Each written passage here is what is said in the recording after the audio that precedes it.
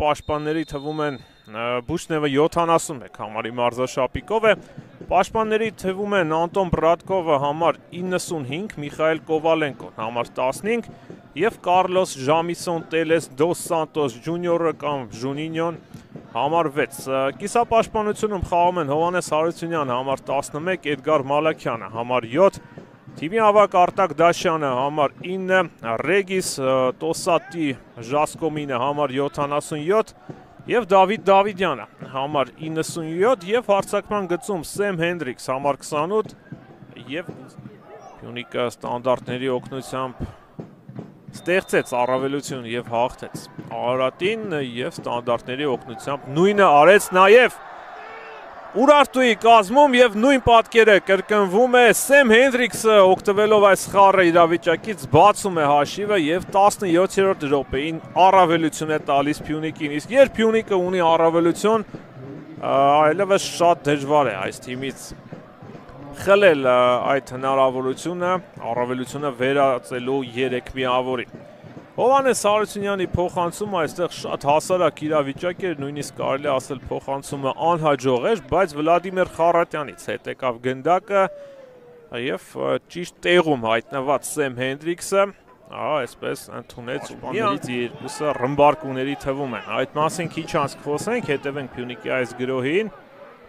Մարմենտինի փոխանցում աջ, Ռեջիս, արված և նորից փրկում է Ֆիլիպեն։ Բրազիլական դրվում առաջ, խաղից դուրս վիճակ չկա, Ռեջիս, Մալաքյան, շատ դանդաղ է տուգանային հրապարակում տեղաշարժվում Գուստավո Մարմենտինին, իհարկե նա դրվագի անմիջական մասնակից չէր, բայց ինչու հենց նրան առանձնացրեցի, որովհետև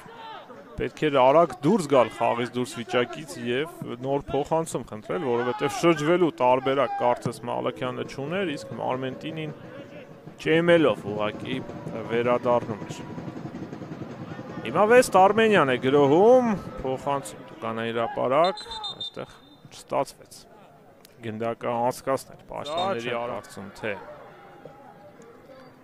Սեմ Հենդրիքսինը, բայց կարելի է մեկ այլ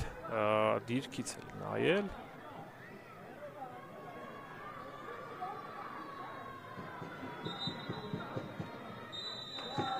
Եվ 11 մետրանոց է նշանակվում Վեստ Արմենիայի դարպասին, անկեղծ ասած չեմ հիշում այս դրվագը երբ էր տեղի ունեցել և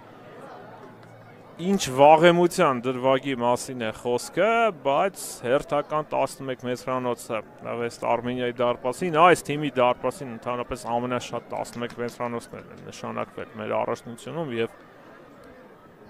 խոսքը այստեղ շատ մեծ թվի մասին է, արդեն 10-11 մետրանոց, սա 11-րդը, մինչդեռ մյուս թիմերի շարքում ամենավատ ցուցանիշը որ կա, դա 4-11 մետրանոցի մասին է խոսքը։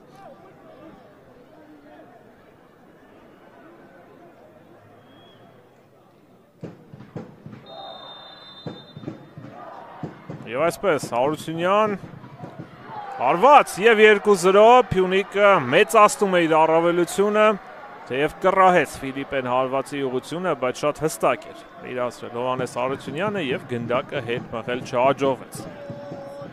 Եղիշե Մելիքյանը չի տոնում, բայց որոշ գոհունակություն կարելի է նկատել նրա հայացքում և 2 րոպե է ավելացվում առաջին խաղակեսին, ամեն դեպքում Փյունիկը մի փոքր էլ ավելի հարմար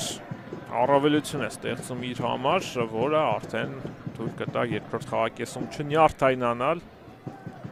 այլ օգտագործելով ստեղծված իրավիճակը ևս 3 միավոր վաստակել այս խաղից։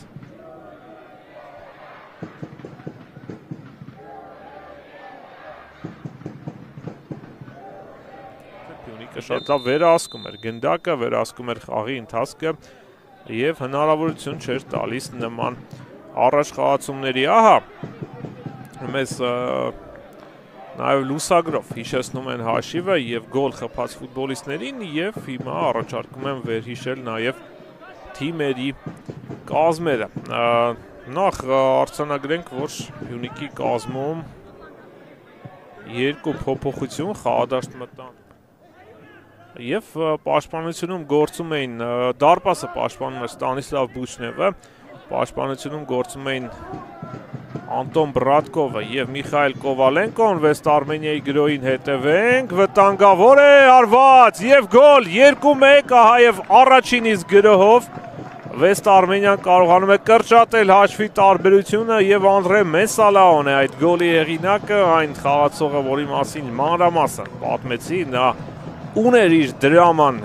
կապված Փյունիկի հետ եւ իհարկե մեծ ուրախությամբ տոնում է այս գնդակը, այստեղ իհարկե ինչ որտեղ նաեւ պատահականությունը իր դերը խաղաց, բայց չմոռանանք, որ նույն պատահականությունը դերը խաղաց նաեւ Փյունիկի խփած առաջին գոլի դրվագում, ինչու ոչ նաեւ երկրորդի, երբ ձեռքով խաղ արձանագրվեց, գործողությունները այսօր մի քանի անգամ նկատեցինք,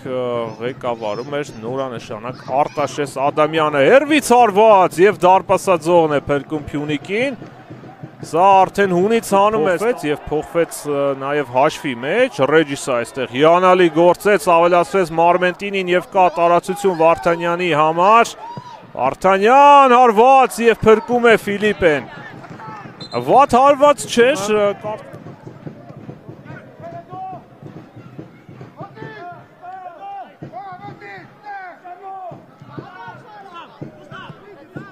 Փոխանցում Տուգանե հրապարակ, հարված,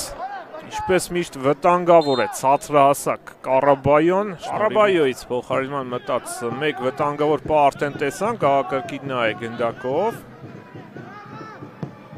Եվս մեկ հնաբնակ, Կարաբայո, հարված և դարպասաձողից է գնդակը հետ մղվում, ահա, թե ինչպես Եղիշե Մելիքյանը, նորից Վեստ Արմենիան է առաջ շարժվում, աջ եզրում մեծ տարածություն են ստացել, փոխանցում Տուգանե հրապարակ, հարված, Եվս մեկը և փրկում է Բուչնևը, շատ վտանգավոր էր այստեղ, բայց գրոհը շարունակվում է Մեսալաո, փոխում է գրոհի ուղղությունը,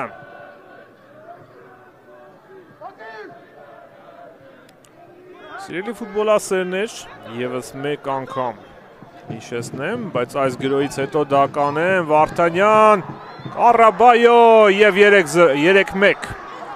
Ոչ, Կարաբայոն չէր, փաստորեն Խամես Սանթոսն էր, որ ձախ եզրից ներխուժել էր Տուգանեի հրապարակ։ Լեռնային Արցախը մրցաշրջանի մեծ հատվածը բաց թողեց որակազրկումների պատճառով։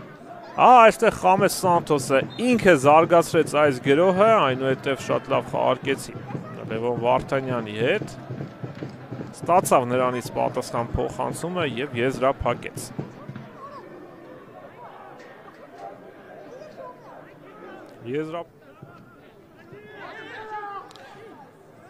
Ու հիմա արդեն Կարծես թե գոլային դրվագ չէ, բայց Արտակ Դաշյանն է դուրս գալիս հարվածային դիրք, իսկ դա միշտ վտանգավոր է։ Ես հիշեցնեմ, խաղարկում են անկյունայինը, այդպես էլ շատ երկար մտածելով, թե ինչ է պետք է անել, փոխանցում Տուգանե հրապարակ, Մվիագե, հարված և 3-2, նորից ինտրիգը վերածնվում է այս վերջի րոպեների համար։